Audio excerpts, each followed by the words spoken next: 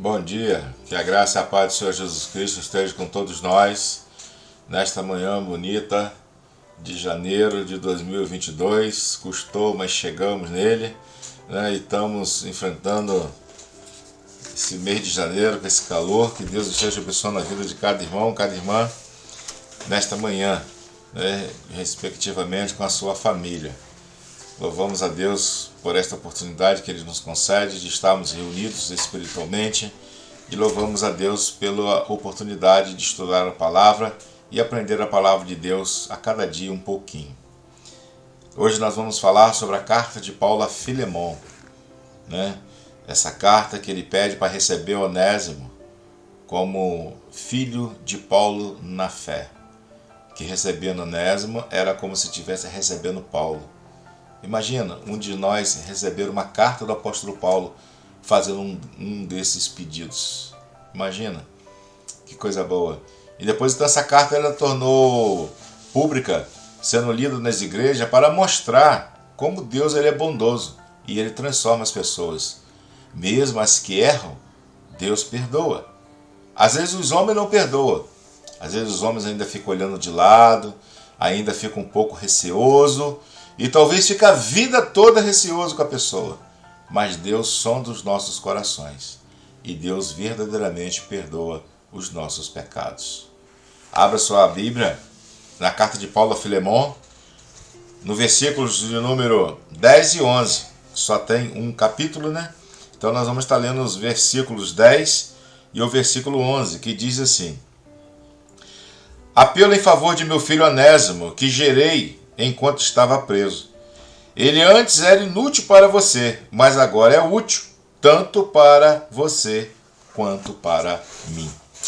Esta era a expressão de Paulo e o ensino de Paulo para Filemon, para receber Onésimo como filhos na fé que Paulo havia gerado na prisão. Vamos orar. Amado e querido Deus, temos o privilégio de falar com o Senhor por meio da oração, porque sabemos que o Senhor ouve os nossos pedidos. Nesta manhã, Deus, quando nós nos reunimos como corpo do Senhor, tendo o Senhor como cabeça, nós te pedimos, Pai, que o Senhor venha ouvir as nossas orações, os nossos clamores e a tua igreja, ó Deus, reunidas na face da terra, para que possamos juntos, ó Deus, glorificar o teu nome e te pedir, ó Deus, que o Senhor estenda a tua boa mão, esteja nos amparando e nos conduzindo. Como famílias de Cristo, nós precisamos do Senhor. Abençoa a tua igreja entre os irmãos, para que ela ali, ó Deus, seja um farol de bênção naquele lugar. E que possamos anunciar a tua palavra, ó Deus, livremente, até que todos os homens cheguem ao conhecimento da verdade, que somente o Senhor é o Salvador de nossas vidas. Assim oramos em nome de Jesus. Amém. Bom,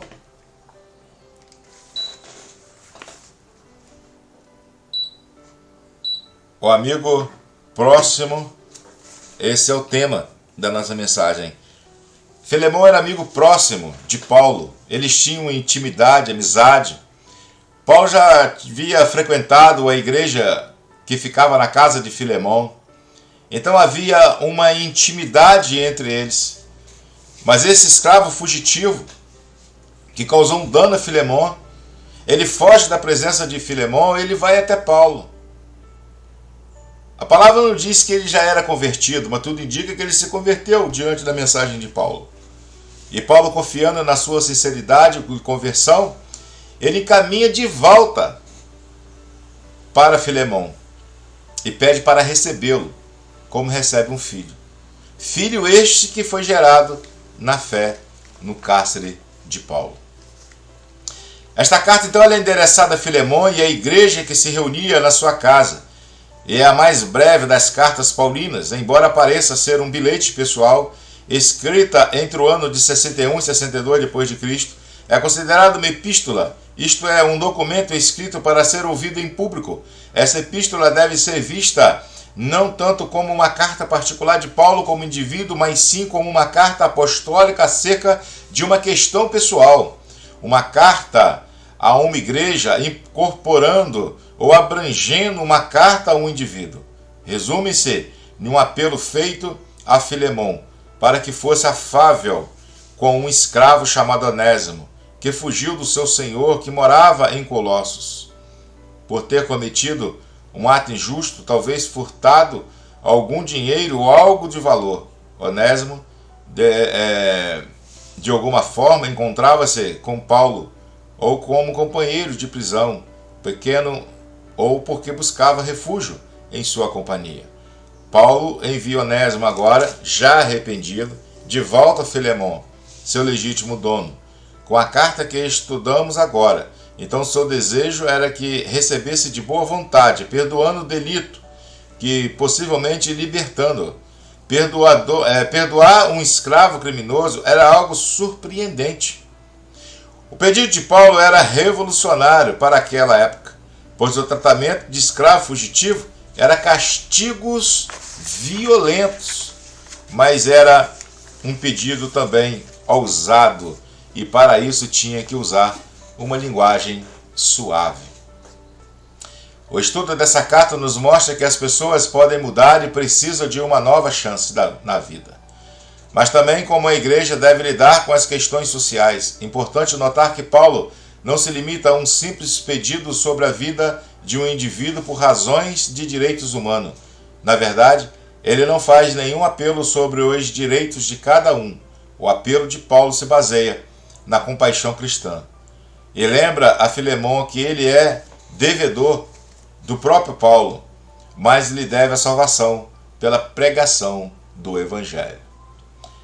Primeira coisa, o elogio a uma comunidade de amor. Nos versículos 1 e 2 encontramos assim: Paulo, prisioneiro de Jesus Cristo, e o irmão Timóteo, o amado Filemon, nosso cooperador, e a nossa amada Áfia e Arquipo, nosso colaborador, e a igreja que está em tua casa. Com essa introdução, então, Paulo identifica os membros da família e se refere à igreja. Talvez Áfia fosse a esposa de Filemon, pois o seu nome é citado logo depois do dele. E Arquipo, nosso companheiro de luta, é citado porque assumiria parte da responsabilidade pastoral anteriormente exercida por Epáfras.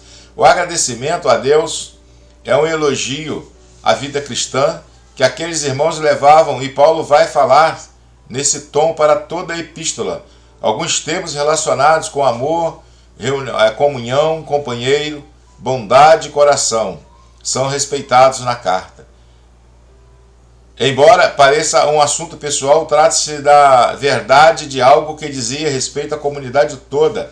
Isso mostra a preocupação de Filemon com o bem-estar da igreja, pois ele coloca a sua casa como local de encontro. Seu exemplo de amor era contagiante e testemunhava de Cristo, o que alegrava e encorajava os corações. O amor cristão, então, ele deve agir. Paulo, mesmo distante, estava ciente do amor que tinha Filemon e apela para que esse princípio divino, que deve nortear nossos relacionamentos sociais, é feita a ligação com o que dito antes em relação à confiança no caráter de Filemon como um bom cristão. Embora o apóstolo pudesse ordenar que se fizesse isso com a autoridade que tinha, ele faz a opção de não ordenar, mas apelar para o amor. Filemon precisava ser conscientizado de seu dever como cristão. Esta é a maturidade que Deus espera de nós, responsabilidade para agir em meio às circunstâncias adversas, aos impasses da vida, com sabedoria e amor. O apelo que Paulo faz no verso 9, em nome do amor, como homem idoso que era e como prisioneiro por causa do Evangelho, não lhe tira a autoridade apostólica, mas faz dele ainda mais merecedor de consideração e respeito. O pedido é incisivo. Receba-o como se fosse a mim mesmo, aceitando-o plenamente. Onésimo estava diante da ira ou da clemência de Filemon, mas quando este olhasse para ele, veria o próprio apóstolo ali. Qual teria sido então o crime de Onésimo? Não sabemos, mas Paulo pede que se ele causou algum dano e se devia alguma coisa, caso ele havia furtado ou desviado algum bens, tudo deveria ser lançado na conta de Paulo, que assumiria toda a dívida. Eu pagarei, afirmou Paulo, e não apenas de boca, mas assinou de próprio punho uma nota promissória com a que obrigava a pagar tudo que Filemon, quando cobrado. Essa era a alegria que esperava o apóstolo, receber de Filemon o benefício que reanimaria o seu coração em Cristo. Ou seja, Paulo foi o fiador de Onésimo, não importando o tipo de erro que ele havia cometido, mas ele foi o fiador, porque ele confiava na conversão sincera de Onésimo e no amor cristão de Filemão. Terceiro, agora ele é um escravo útil. Antes ele era inútil, mas agora ele é útil. O pedido é feito como para que um filho: solicito em favor do meu filho Onésimo. Eis aqui o objetivo principal da carta. Paulo estava apelando a favor desse filho na fé. O nome Onésimo tinha um significado profundo que agora é mencionado na carta.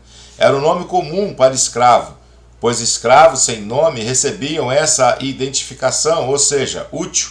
É esse útil chamado útil que se tornou inútil para Filemão, que é considerado por Paulo agora como seu filho. Ele tornou-se agora novamente proveitoso, pois foi gerado entre algemas, o que sugere que estiveram juntos na prisão, onde Onésimo foi alcançado pelo Evangelho. Quando enviado, ele é como se fosse o próprio coração de Paulo, que está disposto a partir para si mesmo, enquanto Onésimo volta para o seu patrão. Ele poderia ser conservado junto com Paulo para servi-lo como sendo parte da contribuição de Filemão, porém o apóstolo não quis fazer nada sem o consentimento de Filemão e em respeito à lei que exigia que o escravo fugitivo fosse devolvido ao seu dono legal. No versículo 15, Paulo dá um sentido providencial, usando palavras cuidadosamente pensadas, pois acreditava que o escravo se afastou temporariamente como convicção da soberania divina, mas agora, se fosse recebido, marcaria o novo momento do relacionamento e seria para sempre. Esse novo relacionamento seria muito mais profundo, pois Onésimo já não seria um bom escravo, mas sim considerado muito acima de um escravo. Seria um irmão caríssimo. Aqui Paulo chama Onésimo de escravo porque esse era o seu ofício, dando novo aspecto à escravidão quando considera a condição humana de procura de pouca importância, tendo em vista o desejo de cumprir o chamado cristão. Assim, diante de Deus, qualquer posição na sociedade é importante, pois todos são irmãos. Onésimo ainda era um escravo na carne, mas ganhou honra e tornou-se igual a Filemão, diante de Deus como irmãos que se tornaram. E eu gostaria de concluir com os irmãos. A Igreja do Senhor Jesus Cristo vive verdadeiramente o Evangelho da graça quando se torna uma comunidade de amor, na qual os pecados são de fato perdoados, as pessoas são curadas e tornaram-se amadurecidas em Cristo. O amor de Deus, revelado a nós na história, na sua palavra e em Cristo Jesus, precisa ser exercido hoje pela Igreja, que é o próprio corpo de Cristo, para a salvação de vidas preciosas.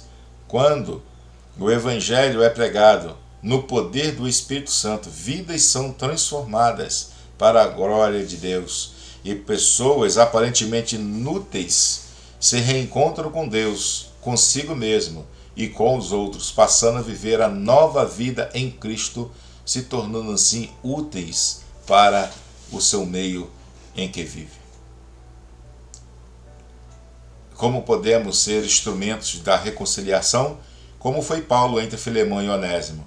Pense naqueles que estão sofrendo por dissensão e discórdia. Ore por eles e seja ponte para a união de todos. É essa ponte que o Senhor deseja que cada um de nós venhamos a ser, para que tire as pessoas das trevas e transporte para a maravilhosa luz, apresentando Cristo como Senhor e Salvador. Paulo vai apelar ao coração de Filemão a necessidade de perdoar Onésimo, em recebê-lo de volta, em dar a ele, vamos dizer, um crédito de confiança em nome de Paulo. E esta é a palavra de Deus, que muda o ser humano, que faz de um homem que andava em trevas para um homem que anda em luz. Que sejamos luzes nesse mundo, para a glória de Deus Pai. Oremos, amado e querido Deus. Oramos a Deus por todos esses que nos acompanham, pelas suas famílias. Oramos pela tua igreja em Três Irmãos. Que ali, ó Deus, sejamos um canal, Deus, um farol de bênção naquele lugar. E que a luz do Senhor possa resplandecer ali nas vidas das pessoas. Que a tua igreja seja fortalecida. Que cada membro, Deus, daquela igreja sejam fortalecidas no Senhor e que buscam verdadeiramente a tua face. E que possamos, ó Deus, caminhar na tua presença. Afasta de nós toda forma de mal, para que possamos, ó Deus, permanecer firmes diante de ti. Perdoa os nossos pecados, aumenta a nossa fé a cada dia, para que não venhamos vacilar, e que aumenta a nossa esperança a cada dia na volta do Senhor, pelo qual Deus há de se cumprir em breve a volta do Senhor. Assim cremos e oramos no nome de Jesus, hoje para todo sempre. Amém. Que Deus te abençoe e que Deus te guarde. Até logo mais, se assim Deus permitir.